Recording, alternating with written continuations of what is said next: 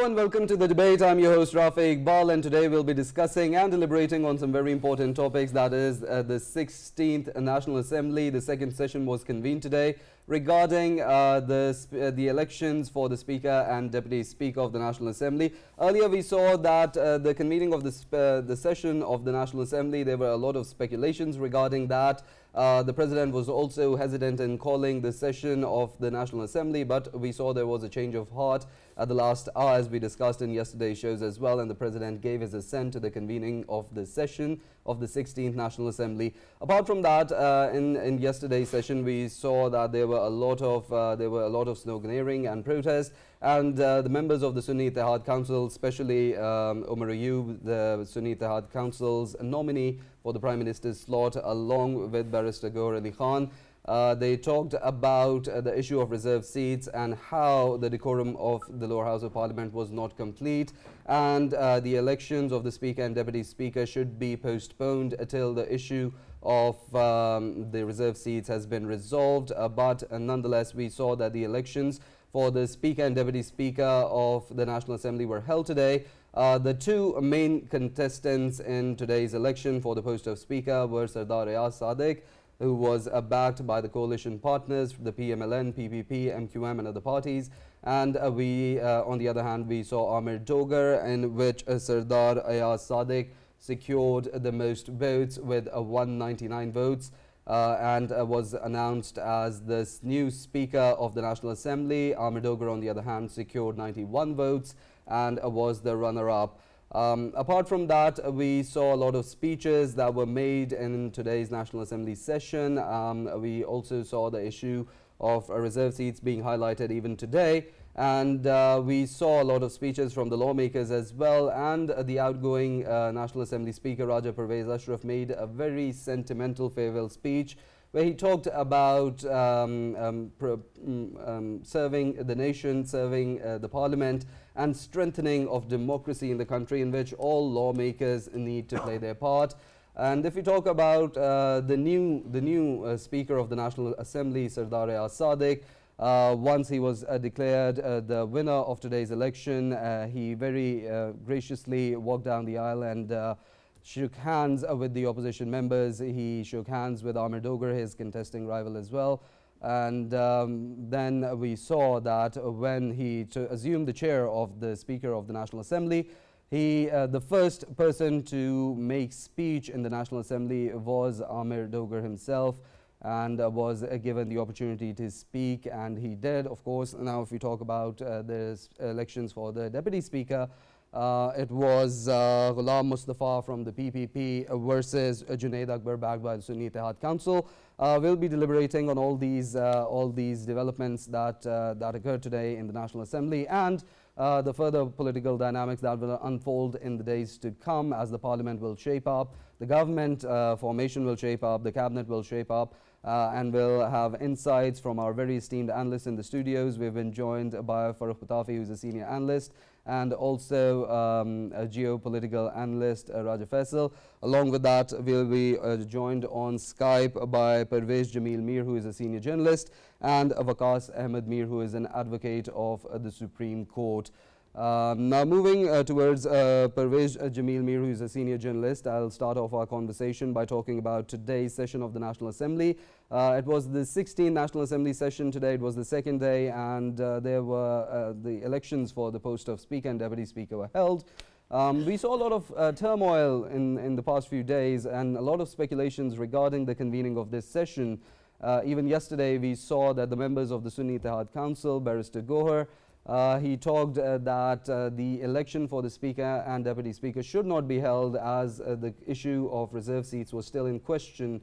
But nonetheless, the elections were held today, and Ayaz Sadiq has been appointed as the new Speaker of the National Assembly. What would you comment about the situation regarding the session of the National Assembly and the elections for the post of Speaker and Deputy Speaker? Well, this is some sort of a repeat, or a sort of a repeat, what we've seen in the past assembly. And if we are going to take democracy forward, we've got to respect the House, no matter whether it's the government or the Treasury benches or the opposition. The sanctity of the house must be maintained. The people must respect the laws. But here there's a little bit of a lacuna, and the lacuna is that if the house is not complete, as what the constitution says, then the elections should not take place. All right, that is one Right. point. But then at the other hand, we are in such a desperate situation that we've got to get this house running and in order so that we can deal with the affairs of the state, which are not really good at the present moment in time. So, looking overall, I thought it was perhaps not a very good performance in the House. Obviously, where there's an action, there's a reaction, and we saw both of it from both the sides. And with the result, it again, as I've commented in the past, it only affects the people of Pakistan because the House has to start working immediately to look after the laws which need to be amended, the laws which need to be carried out, and things like that. So overall, I was a bit disappointed that this shouldn't have taken place. And once the ceremonies took place, I mean, look at it. The ceremonies did go ahead with it. They went ahead with it. So why the ruckus in the first place? Obviously, the role of the opposition is always, to create some sort of a hysteria. But we've got to look at the times, the difficult times Pakistan is going through. And that is, I think, what is of more paramount importance. Of course, the morality, the legality, and other factors, they are involved in it.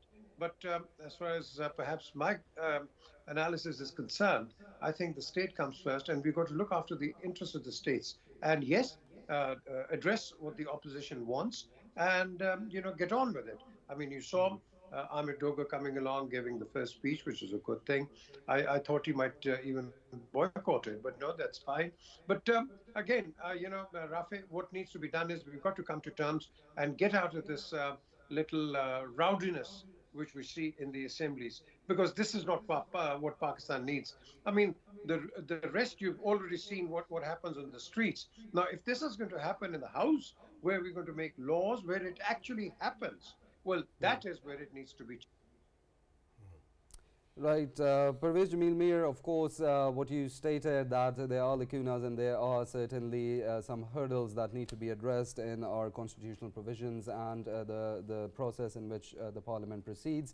Waqqas Ahmed Mir, you being an advocate of the Supreme Court and being a legal expert yourself, what would you say about the elections of the Speaker and Deputy Speaker? As there were some reservations regarding the number of reserved seats that were not allocated yet. Thank you. Well, I mean, the Constitution is clear that the National Assembly has to meet on the 21st day maximum after a general election. And once it meets, then the first order of business, to the exclusion of any other business, is the election of the Deputy Speaker. Now, these elections have to take place through a majority of the total membership of the House. So there is that situation that, PJ Mir Saab hinted at that perhaps wasn't envisaged, in the sense that it does raise a question. Obviously, members of the Sunni Ittihad Council or the PTI-backed candidates take the position that if the ECP disagrees with them and doesn't allocate reserve seats the way that PTI-backed candidates want, then that's a constitutional violation. But I think if you go by the text of the Constitution, there's very little to support the conclusion that there should be any delay in the holding of the election for the Speaker and the Deputy Speaker.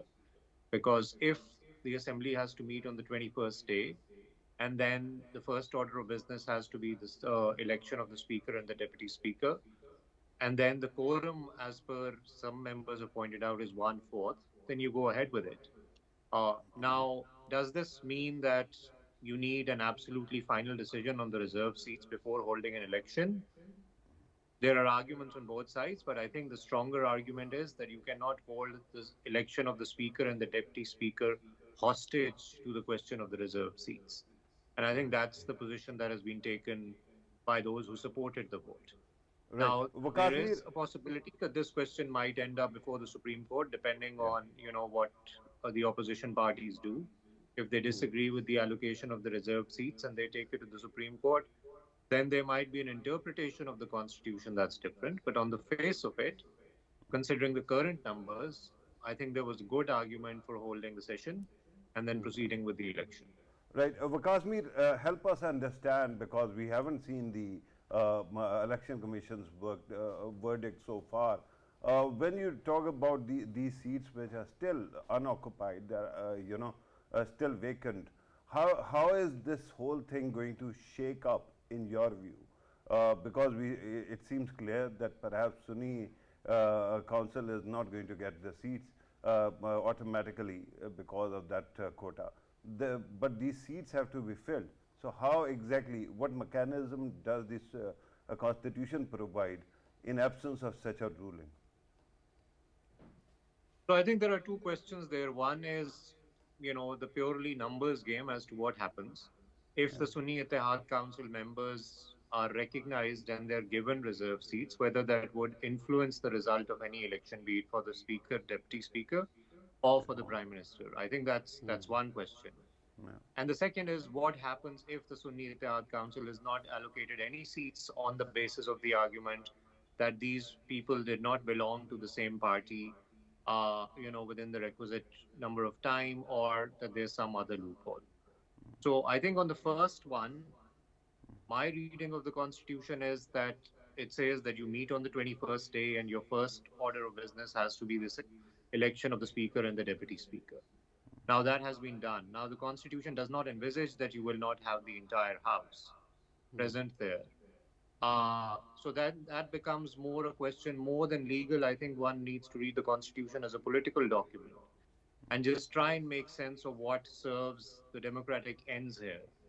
So while there is a good argument here that, you can proceed with the election of the Speaker and the Deputy Speaker, I think the onus is now on the ECP to make clear its decision about these reserved seats. And then however they allocate them, they should proceed for the election of the Prime Minister. And then once that is done, whichever party then has a problem with it can take it to the Supreme Court. But the other business, the political business, would have proceeded, in line with what is envisaged.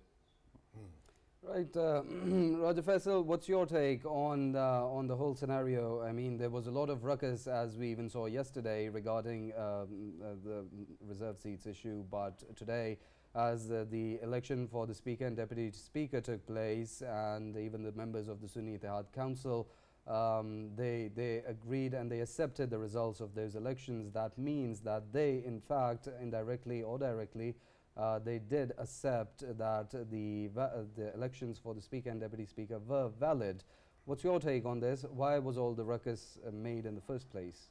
I think obviously if we look at PTI-backed candidates who are part of Sunni Ittihad Council right now, what they believe is that they want to sit in the parliament, and they believe in the parliament, and they believe that the parliament is the right forum to raise the issues which are being faced by them as a political party.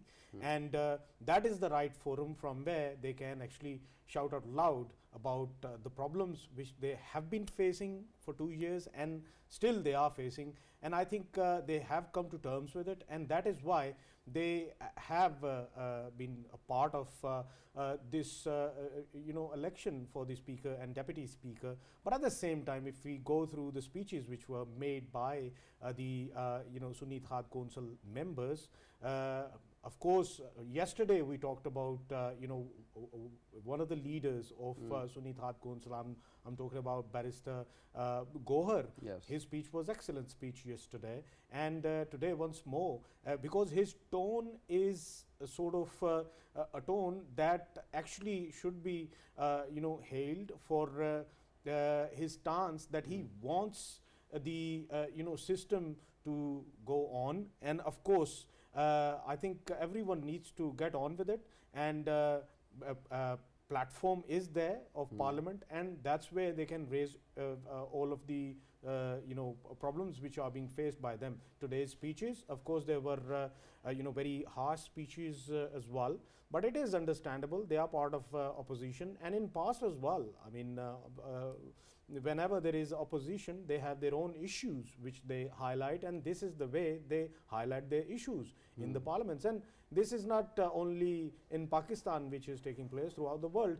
That's how the democracies work, and their stances and the wordings and slogans, they are always considered as harsh, and I think this is how it should be. So if we look at today's speeches, of course, the same narratives of Form 45 and Form 47, and at the same time, I mean, if we talk about Ahmed Dogar's speech, he himself mentioned that if it was conducted, I mean, the Parliament was having the members, the full members, on the basis of Form 45, then he would have won the election with 224 votes. This is what his wordings were, and he said it to Speaker in front of the Speaker. And I think that's how the opposition works. But of course, there are a couple of speeches, I don't want to mention them here, but I have reservations on them. Wordings were too harsh, and sometimes I think these kind of wordings, they not only create problems for individual members of the Parliament, but of course for the party as well. And I think party leadership, they should shape up the narratives, and they need to talk with their members as well, that what are the right wordings to do and to obviously mention at the forum. But we can only expect that in coming future there will be few amendments that can be made by the PTI's members in the Parliament. All we can do is, Rafae, that we can hope that everything goes in the favor of Pakistan, in the best interest of Pakistan. And as a Democrat, I have always said and say it again that this is the only forum I believe in, because we are a democracy, and all of the problems which are being faced by Pakistan, that's the forum that should be activated to, of course, solve the problems. Very rightly pointed out, Raja Faisal. Farrukh Pitafi, I'd also like to ask you, we saw some very good traditions that were being set in the House today. We saw when Ayaz Sadiq was declared as the winner and the newly elected Speaker, he walked down the aisle towards his opposition benches and he shook hands with Ahmed Dogar, he shook hands with the other members of the opposition, members of the Sunni Ittihad Council. After that, we saw when he assumed the chair as Speaker of the National Assembly, the first person to make the speech on the floor of the House was Ahmed Dogar himself. And we saw this was a very beautiful moment of democracy, and this was a very graceful gesture from Ayaz Sadiq. And even Ahmed Dogar in his speech, he was very articulate, he was very respectful, even though he had his grievances, he had his reservations, but he addressed them and he conveyed them to the Speaker in a very graceful manner. Do you think the PTI is having a change of ways towards the democratic process, and they're actually addressing the right forum for their grievances, their reservations, instead of going out to the media, going out to the public, going towards the courts? They're addressing their problems at the right forum currently. Interesting, Rafae. Thank you very much for the question.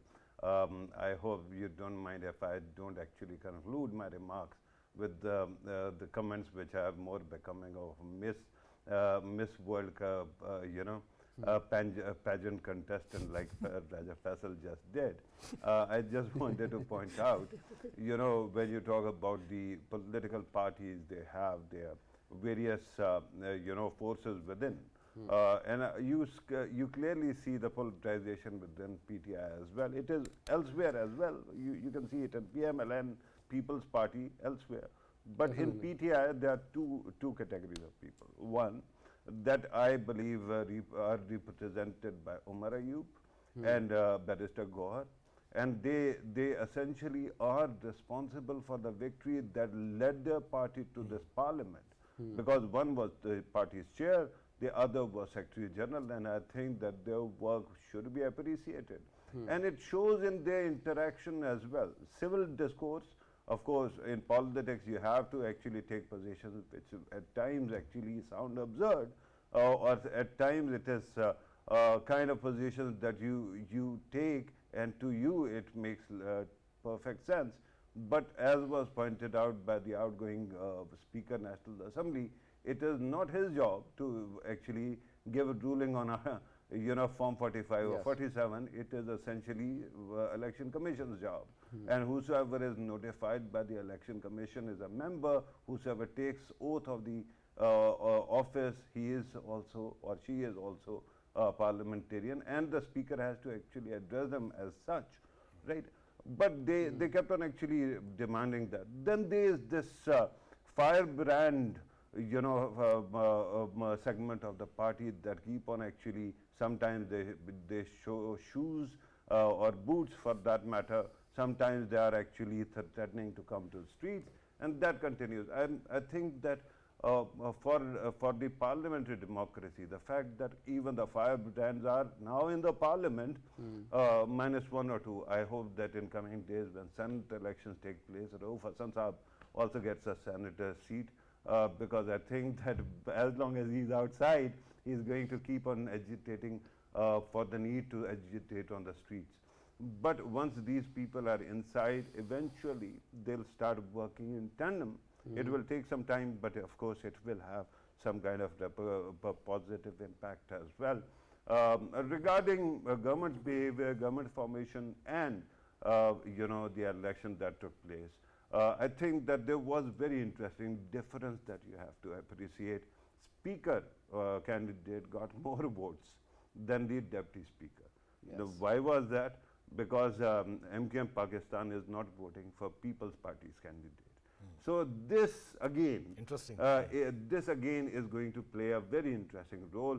Today we saw that there was an agreement signed between MQMP and PMLN as well, and I think it is going to have, as we move forward, we are going to talk about it because that is very important as well. As far as the government formation is concerned, I think we are only millimeters away from government formation.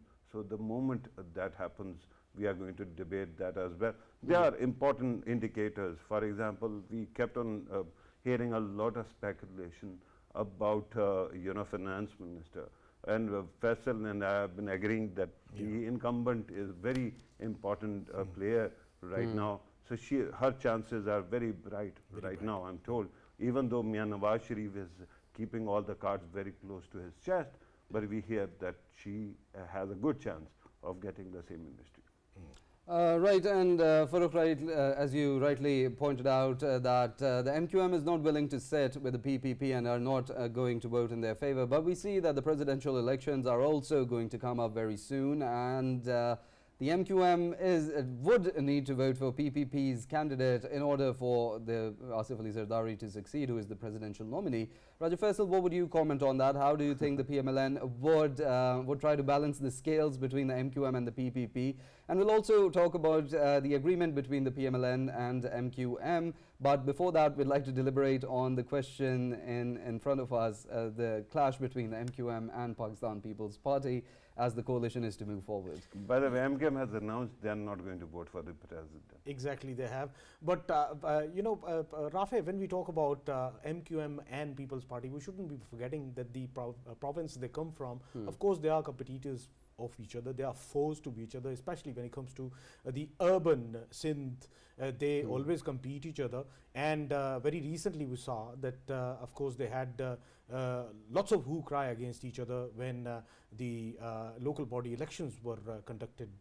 At that time, of course, we saw that the rifts were always there. Even when we see their rifts within the provincial assembly, that is always there. They are an opposition to each other.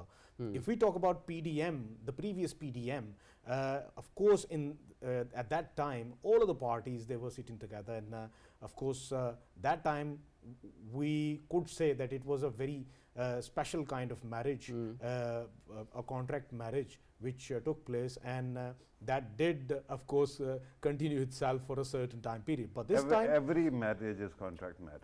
Every marriage, but time span was obviously. Yes, this was a relatively short marriage. Yeah, in that marriage, it was like for a certain time, and after that, of course, they don't need to even see each other's face, and that is why we're seeing right now. But Rafae, when it comes to whether they'll be voting for presidential election for Zardari Saab or not, I think it won't matter at all. They vote. Even if they don't vote for Zardari Saab, still Zardari Saab has enough votes to become president And the second very important thing is never underestimate the negotiation skills of President Zardari. His party might not get votes, but he, as a person, personally, he might be able to, right at the 11th hour, able to convince MQM to, of course, vote for him. And that is always possible out there, because the kind of personality Zardari Saab is, and his obviously the political history, his past record, if we obviously go through the toughest time, even in the toughest time, he was able to, of course, garner the support of his foes. So I am still expecting that, of course, he'll be able to manage them for himself, if not the party. So that is there. Of course, presidential election, they won't be having any problems. Otherwise, in any other case, I mean, as we saw today, that People's Party's nominee for the deputy speaker, he got the enough votes to become the deputy speaker, and I think it didn't matter at all whether MQM voted for them or not. And by the way, electoral college for president is different from the speaker. So the provinces also play a role. Exactly. So he, he has enough numbers to, of course, become president. But still, I believe the kind of person or the kind of political personality he himself is, when it comes to his personal candidacy for presidentship, I'm pretty much sure that he'll be able to even manage Maulana Fazlur Rahman as well.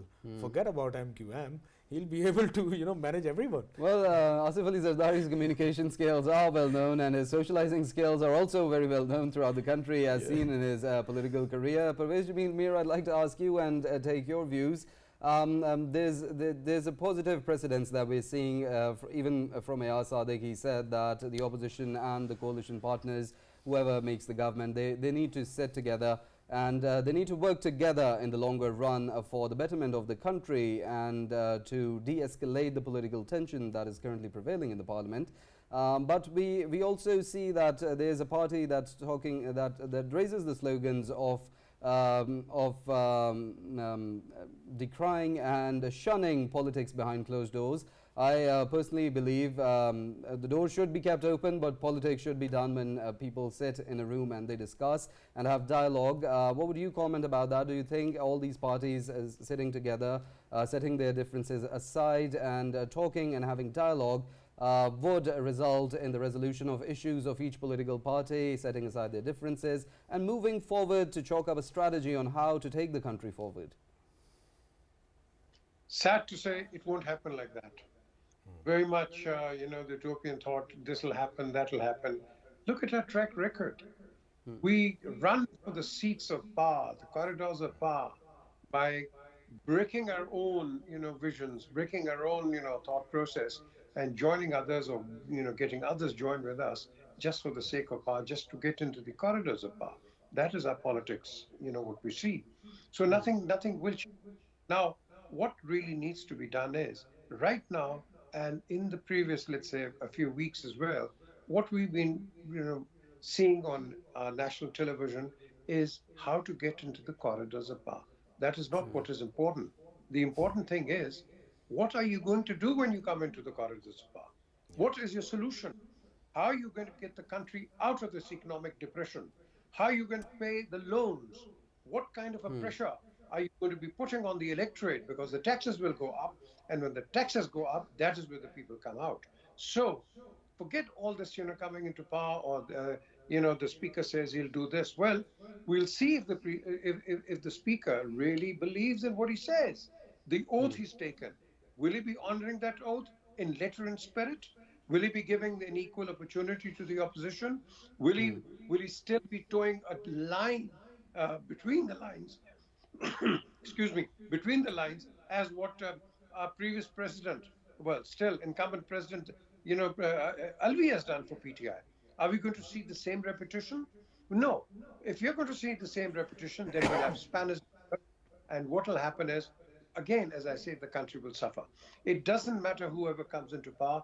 You've got to come into power with the primary objective and motive to help and serve the people of Pakistan, not because you want to get power simply for the sake to get into power. That is not the answer. The answer is, to your question, you have to, in letter and spirit, work for the country. Now, again, to complement it, to make it supplementary, will they do it? I don't think so. The power struggle will continue. You watch. You give it a month or 2 months and you watch. Look at what all the political, analysts and everybody are talking about. See where the country is right now. See what the economic depression we are going through. See what the common man is, facing. And here we're discussing who's going to become the president or the prime minister or the chief minister and all that kind of stuff. We've got to get on with the ball ASAP. And everybody's got to be joining this band to take the country forward. Because I suspect, I hope not, but I suspect a lot of more turmoil coming in our assemblies in the days or the weeks to come.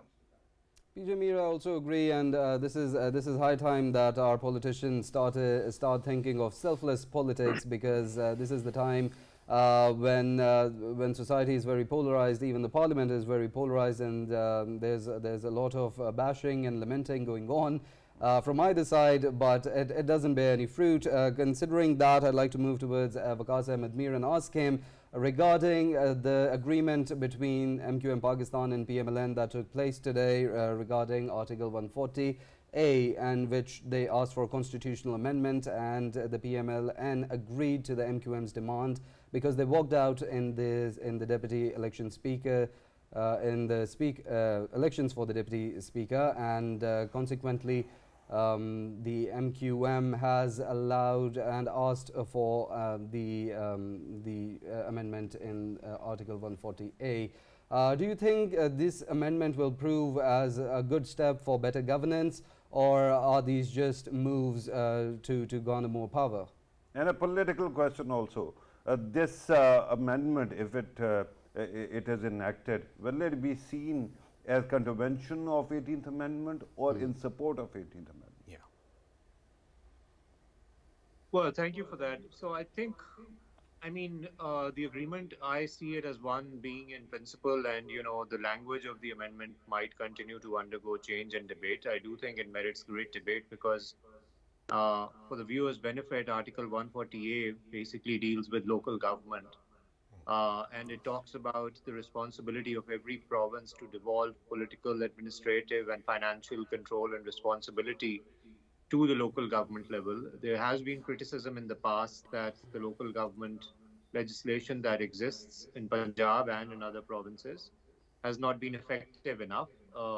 There were, provisions in the law earlier which allowed the provincial government to essentially remove the local government or take away their funds if certain things happen. So there's been criticism about that. So I do think, joining both the answers, I do think that a strong local government system would exactly be in line with Article 140A. It does not hurt the 18th Amendment at all. And it would further the aims and objectives of the 18th Amendment if we have an effective local government system in place. But how will we get there? How will we build confidence in it? That remains to be seen, and that is something that will become only clear with the political process that leads up to this enactment. And I think when you're talking about constitutional amendments or making big changes to the law, it depends a lot on how involved the different constituents feel, those who are in the assembly and those who are outside it. So it's a big question as to how involved people feel and whether they feel that their voice has been heard, and how many stakeholders feel that their voices have been taken into account. If that does not happen, then we can write up the most effective local government law, but it will not take off because it will not have buy-in from all the stakeholders. But if we have a genuine debate on this, and this is not something that's pushed through Parliament, we might be on the way to a more effective local government system. But considering, how fractured right now our polity is and how polarized the entire system is, unless there is, wide-scale buy-in from all political stakeholders and the people voting for it, it could likely run into a number of problems, both legal as well as political. Right, no doubt about that. PJ Mir, I'd like to ask you, considering there's negotiations, political negotiations, there's agreements being made, there's coalitions being made, there's grievances, reservations, there's a lot of dialogue going on, and we're seeing that the JUIF at the moment is holding a very important place. We saw that the PMLN delegation and the coalition delegation met with JUIF chief Fazlur Rahman. We saw that Nawaz Sharif today went to his residence himself in trying to address his reservations. And we also saw members from the Sunni Ittihad Council going to Maulana Fazlur Rahman in trying to get their support. And we see that Maulana Fazlur Rahman and the JUIF is holding a very important position at the moment. What would you comment about all the political scenario considering JUIF? And Mir Saab, with your permission, I just want to add another question to it. Obviously, we talked about the local body election, local body governments, and of course its legislation in the parliament. This is something which we heard from PTI in past as well, that the local body governments should be empowered, and as this legislation would be, of course, empowering the local body governments, can we say that on this point, MQM, PMLN and PTI as Sunni Ittihad Council would be on the same page, but not the People's Party? Please identify which Mir Saab you mean, because there are two here right now. Yeah, the senior Mir Saab. Okay. Yeah. Okay. Mir Well, Saab. for starters, do please ask PTI, why did they dissolve the local bodies when they had their term to finish? Now they're talking about reformation, everything. Why did they do that then? Why didn't they have that continuity policy? Let the local bodies, just get on with it and finish their tenure. Well, that's the first, I'd say, they took a negative step. Secondly, when you speak about JUIF, let me tell you, I know Nawaz Sharif is trying to woo, Maulana Saab to get into their camp and, support them. Maulana Saab, no matter what kind of a disagreement or, disgruntlement he might hold against PPP, he will always go the PPP way. As I say this with some conviction, referring to Benazir Bhutto Saiba, because I've had lots of talks with her on Maulana Saab, and she found him a trusted ally, always. And I feel that that feeling goes through within the people ranks as well. And I think, yes, of course, there'll be plotting and wooing all over. Whereas, when you see MQM has to remain into power, whether it is A government, B government, or C government. I mean, that is their basic motive. Because out of power, they're nobodies. So today, with the 36 members in the Sindh Assembly and, of course, in the National Assembly, they do command a little bit of a hello. But at the end of the day, I think PMLN, I foresee not lasting a long relationship, because MQM has been always too demanding. And if you don't fulfill the demand, there is a constitutional crisis, and then, we get into further political turmoil. So again, as I said, there are days which are yet to come to see all this. But at this present moment in time, again, reverting back to square one, how long are we going to play this? How long will we continue? All we talk about is our political failures, and also, Farrukh and Rafae, what we do is, what we always do is give little lollipops and ad hoc, sort of presents to the people. I'll do this and I'll do that. And it doesn't work. It just doesn't work. Because, they're only temporary. They're not permanent. We've got to be looking for permanent solutions. I mean, not, patronizing SN Iqbal. You look at his 25-year-old vision in the previous government. I tell you, that was a very, very, progressive sort of a view. And PTI did take it. They did take it, in the stride, and were carrying on. But obviously, there wasn't much publicity on it. But we've got to start worrying on something which somebody has actually prepared. But there's nobody who prepares. All they prepare is, if I come into power, I'll give you this and I'll give you that. But that is a short-term little lollipop. And, you dissolve it, and then what happens next? So we've got to start thinking long-term. And long term is the answer. Yes, there'll be difficulties, there'll be problems, there'll be a lot of hurdles, and of course, criticism as well.